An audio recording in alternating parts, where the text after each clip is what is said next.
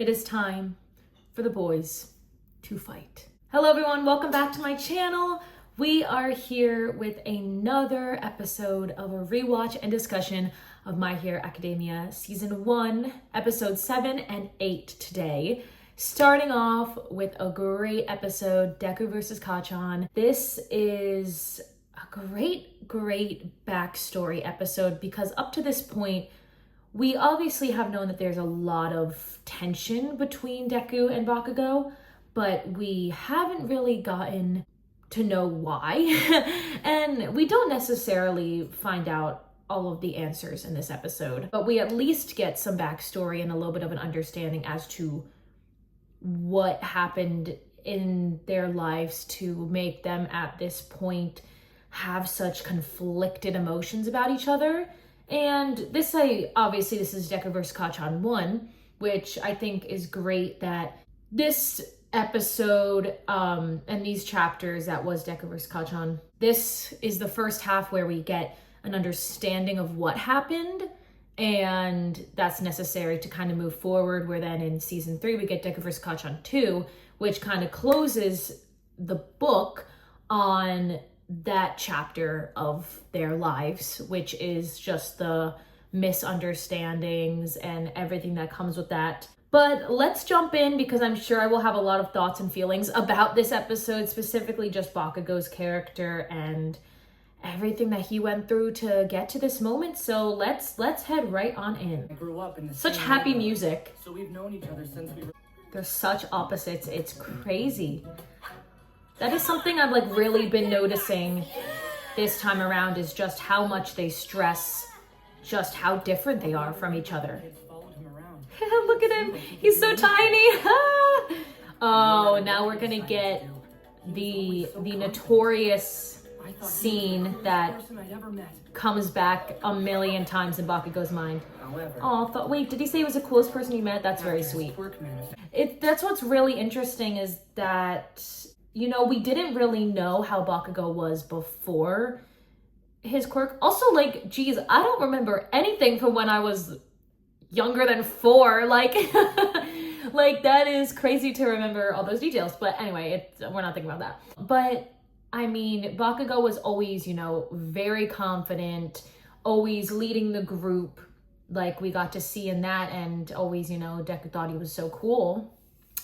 But then it seems like his confidence kind of turned into a more negative light, and they'll show it later, obviously. I think it's in this one, when we get to see kind of Bakugo's perspective of him getting his power. And I mean, I'll dive into this later, but when you have a power as powerful as Bakugo's from such a young age, and everybody tells you you're amazing, what else are you going to think when you're 4 years old with everybody telling you you're amazing? You're going to think you're amazing. And I think it shows just how much of a product of his environment Bakugo is, and also the product of the environment that Deku is, that people just always see quirkless humans as less than, because that's what they were brought up to believe, even though that's not the case. But it is interesting, and I think some of the scenes we do see in this episode also are before Bakugo even got his power, I think. I don't know, we'll come back to that later. The weapon!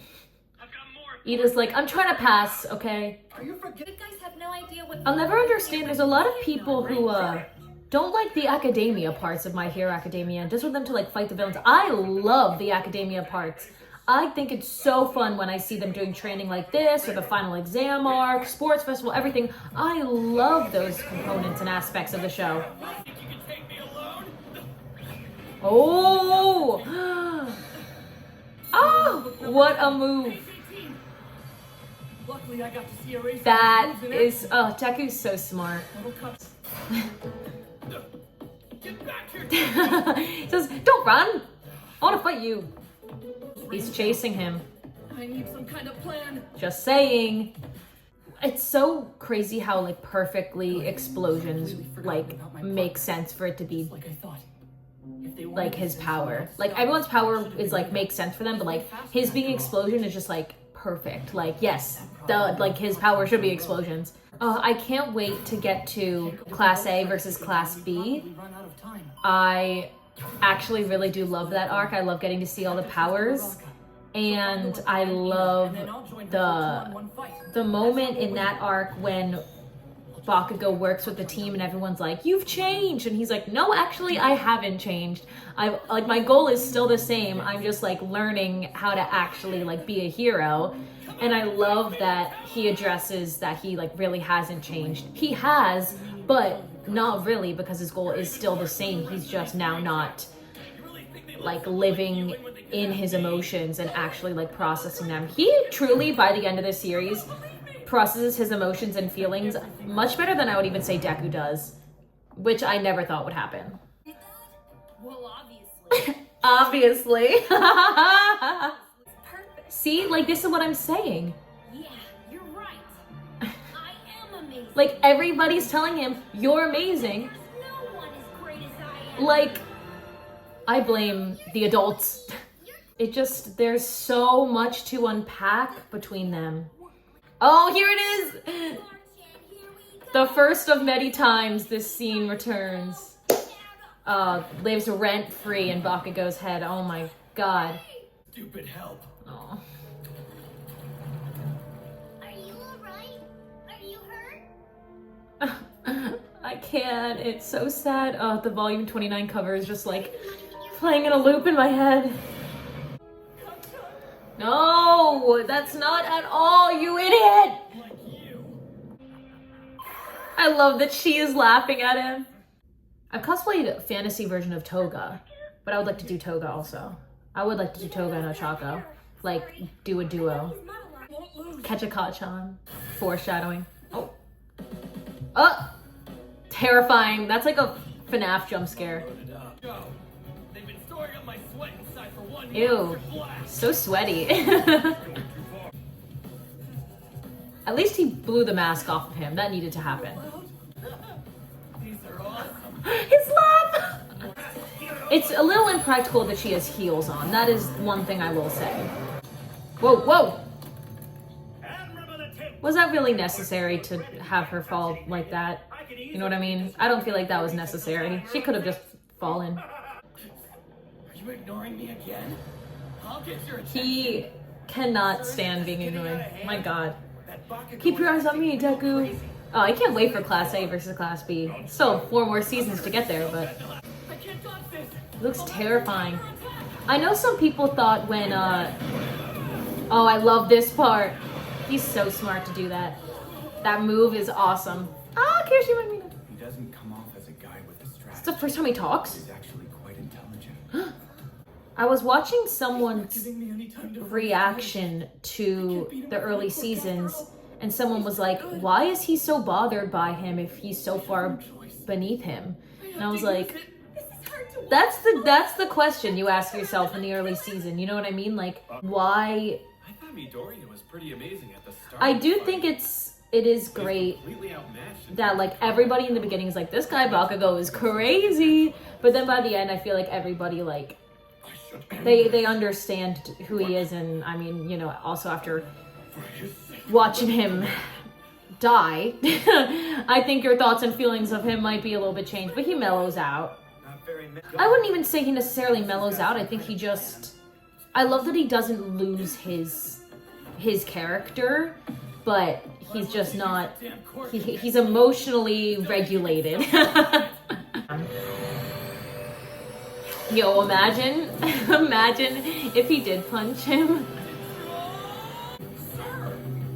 They're like, hello, teacher, can you stop this? You got the debris now. Yep. I love this part. She hits him. I think it also shows a lot that when we do get to Class A versus Class B, I know I keep talking about that, but like finally Bakugo is not focused on his emotions. He's just like focused on actually winning. He is unwell. Wow, just in time. But everyone's like traumatized. And this is the first fight too, like dang. Yup. Is that the end of the episode? Wow, that felt like 2 seconds long. Holy moly. I mean, I feel like I didn't talk as much as I thought I was going to, but I mean, there's just so much to unpack, and we finally, you know, get some feelings on both of their sides for just everything that they've gone through. I mean, you see Deku kind of get fed up with what Bakugo is saying to him, being like, I know you, like, you're just keeping this from me, like, you look down on me, blah, blah, blah, like, have you, blah, blah, blah. And Deku's finally like, no, you idiot, like, that's not at all the case. I mean, I think it was good that they fought it out a little bit here, but I don't really think this fight resolved anything. I don't think that it really moved them forward. I think it was just necessary to happen to then get the moment that we will get. I'm not sure if it's the next episode or the one after that, but where Deku does tell him about his power, because Deku needed to hear Bakugo be like, you've been hiding this from me the whole time, haven't you? For him to then be like, wait, I'm gonna tell him. That episode is crazy. It's so wild. Just getting more of their backstory and, you know, finding out that Bakugo was told he was amazing since he was 4 years old. Obviously, he's gonna have a big ego. Like, are we really surprised? I'm gonna move on to episode 8 now, where I think we get to see Todoroki in action for the first time, which is one of my favorite moments because he's so cool, even though I hate his hero costume this season. They demolished that building. And we'll see it again at Deku vs. Kaccan 2.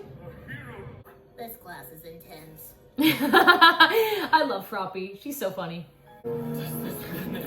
He's like having a panic attack right now. From an experience like this. Thank you, All Might. As long as you're open to Thank learn. you for comforting him because he needed that. He was not doing okay. As you pointed out earlier, I love how many large-scale times attack they indoors don't was a foolish show move. his eyes Could have been disastrous. so we don't really know. Similarly, Midoriya's his plan full was also expression. poorly thought out. Rival. He had Yes, a Ida. strategy. Ida deserves more recognition. Suzu, one of the 4 students admitted to the hero course based on recommendations. I know that's right. It's all He discussed as you tackle the he is not okay. Oh my god. All right. Yes. Yes. Yes. Let's go! I love this moment because Shoto's just so cool. He's so cool. I love cocky Shoto. Like, he's like, I love him just being like, yeah, I'm really good. Him ending up number 2 in like the ending of the series makes so much sense. As he should be. For your own safety, go outside. Yes, Todoroki. Sure, our opponents intend to fight a defensive battle. I know that's right. Yes. We've already won. Oh, he's just so cool. He's just so cool. He's just so cool. Haha, cool. Get it? Literally made to have a great power. But it might be hard. So it better be freaking great. Bakugo's like, oh snap, this guy's good. Not your fault. We're just playing on different levels. Todoroki, Yes! another of the 4 admitted to the hero course based on recommendations. Yeah, no duh. If your father's the number 2 hero, you're not gonna go to the to like the entry exam with everybody else. Ah, Jiro and Denki. I love them so much. Like, their vibes just match perfectly. They both have the thing in their hair. They both wear the jacket. Like their aesthetics just complete each other. Like, I don't know. I just love them. I'd be kind of annoyed if I was in Class 1B and be like, wow, Class 1A gets All Might and I get Vlad. Isn't his name like Vlad something? I'd be like, what the heck? That's not fair. Young Midoriya too, of course. Sir Night No Eye? one else knows the truth about my powers. I believe it's Sir Night Eye. The number 1. Right, because I think it was Sir Night Eye because Mirio was the one who was going to take the power next. Mirio ends up number 1 hero. He did not even need one for all. Mirio being number 1 is kind of crazy, but also like his power's nuts. The amount of control you have to have over that power, but I love Mirio. Deku needs a good teacher, but like she said, he also just needs someone to kind of to lead him and understand what it all means, because you can be a teacher to how to train your power as much as you want, but it's more than just the power. It's everything that goes behind it too, and All Might definitely knows that because of all his strained relationships with everybody, you know, Night Eye, everyone, and I think that that's more knowledge that he has to pass on to Deku too, because he's kind of leaving Deku a little high and dry a little bit. You know, he told him like, think of the egg in the microwave, but I feel like he should have given him some more training personally, I'm leaning up. It's gonna get serious. We're getting serious soon. I love this part. Oh, anyway, want to grab a bite sometime? What kind of stuff you like? Anything sweet. Hey, Deku! Why didn't she heal your injury? I love that Deku's like, yeah, you want to go grab food sometimes? She's like, yeah, you know, and then just immediately leaves. And then at the same time, I'm pausing. At the same time, Araka's like, Deku! Goes up, talks to him. 2 seconds later, Deku leaves and is like, where's Kaccan? And then he goes. It's like everyone just like dodging everybody. It is so crazy that he tells him here. Wait up! He's walking so slow.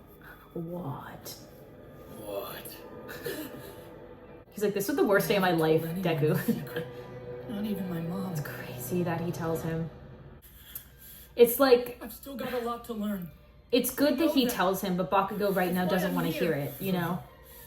Here to rub it in. Hands in pockets. I lost. It's crazy that he only You'll never beat me again. shows emotion Don't even try. and cries in front of Deku. Now's not the time. I guess Hand in pocket, hand in pocket. I'm gonna point it out. Deku in the back! Enemies. Real girl. She gets it. She gets it. Nothing special. I'm so curious. Why don't you tell me all the juicy details? Actually, I kind of forgot. And that is where we end, I believe. Yes. All right. Well, my oh my.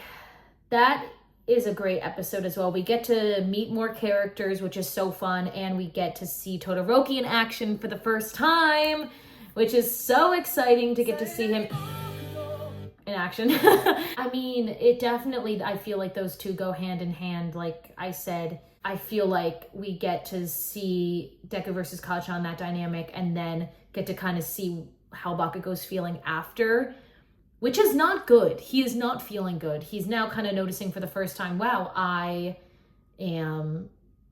was a big fish in a small pond, and now he's a medium small fish in a huge pond. And I think in this moment, Deku telling Bakugo, I don't know if it was the best choice, but I understand why he did, because with how deep their relationship goes, if I was Deku, I wouldn't want him thinking I was lying to him the whole time to make him have another reason to hate me and be like, no, I was not lying to you. I just got this power.